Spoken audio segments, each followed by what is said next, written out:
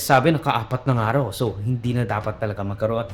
Pero kung titignan mo yung verdict, ang sinasabi do'n, no impeachment proceedings for a period of 1 year after an impeachment proceeding has been conducted.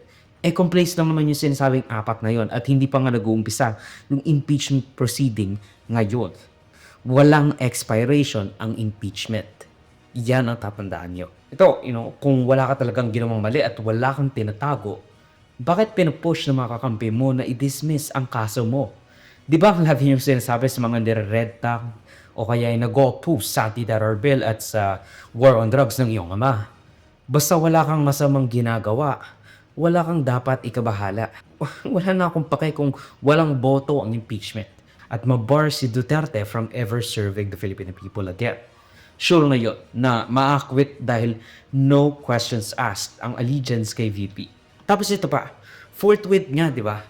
Pero I agree na the 2025 midterm election should serve as a plebiscito sa kung sino mang senador ang gusto ng tao to sit as senator judges.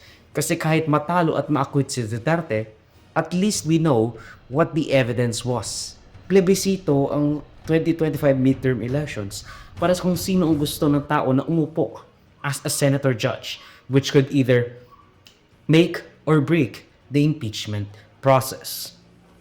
Ang gusto ko lang malaman ang iba pang ebidensya ng prosecution at ng defense.